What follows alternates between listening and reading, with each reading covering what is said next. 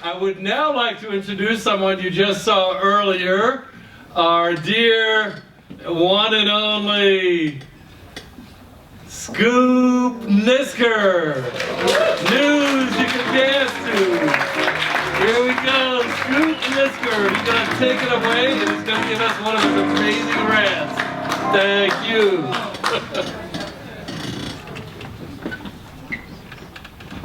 What a spectacle you put on.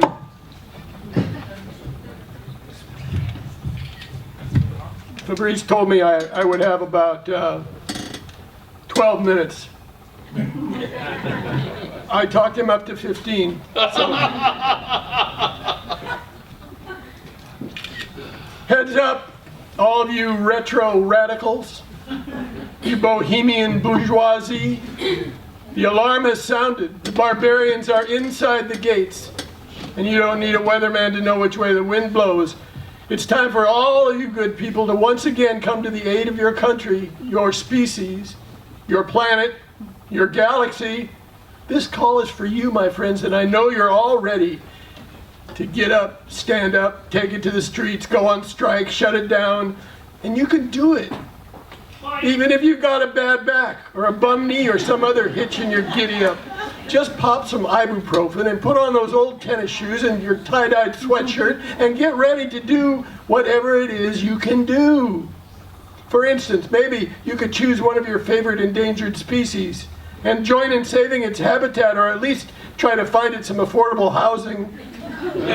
Or else join the movement launched in this very moment to have the endangered species list read aloud in churches and schools and at public gatherings. Otherwise, how will we know?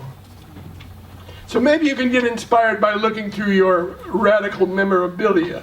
Just go into the closet and pull out some of your old protest posters, the ones that you carried into the streets 30 or 40 or 50 years ago, back in the 1900s, when the world was young. And maybe you were there joining voices with me during the civil rights movement when we sang with Pete Seeger, "We shall not be moved," and then Johnson signed the Civil Rights Act. We thought we were almost done with that struggle, not realizing that it could take a few generations for any real integration to start happening in America. And hey, there in my closet is a poster calling on people to boycott grapes. And we kind of won that one, didn't we? Helping the farm workers get their rights. And way back there in my closet was the flyer that announced the March on Washington, when we chanted Om and actually caused the Pentagon to levitate. Later there were the anti-war rallies where we gathered hundreds of thousands of people, and then there was the killings at Kent State, and even though we didn't exactly stop the war in Vietnam, we sure enough slowed it down. And hey, LBJ, how many kids did you kill today? And don't forget, friends, the falcons and the humpback whales are making a comeback. So now's a good time to go dig out that old pair of jeans with the authentic rip in the knee from when you got knocked down by the cops outside the Democratic Convention. And there's the t-shirt that got torn in the White Night riots, and the silly frog hat that you wore at the Diablo Canyon nuclear protests. And maybe in the garage you'll find some signs and posters you can use again, like "Make Love Not War," which is vague enough to be valid forever. I found one of my favorite posters says, "U.S. out of North America." That's still applicable. And there was that placard calling for a boycott of grapes, and maybe we could just paint it over and call for a boycott of the excessive consumption of just about everything you can name. So come on, friends.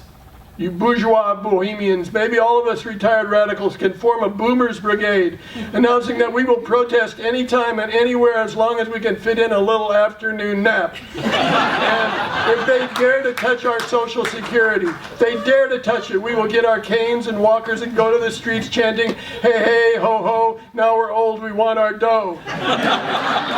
Finally, I'm compelled to ask, what would Buddha do? And I know that, first of all, Buddha would do no harm and inflict no pain.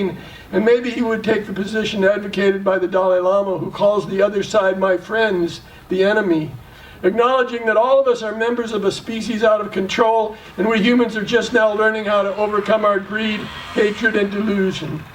Finally, friends, to energize your work in the world, don't forget to celebrate the natural miracles that are inside of us and that surround us, the mystery of consciousness, the movement of the planets, and the improbable wonder of our life on Earth.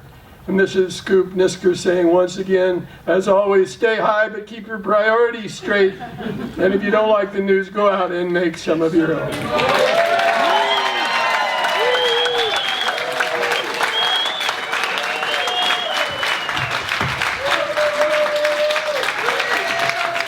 Scoop G, let's have a standing ovation for Scoop G. Thank you, Scoop. Wait a second, it was going to be 15 minutes, it's 4 minutes. You trickster, you.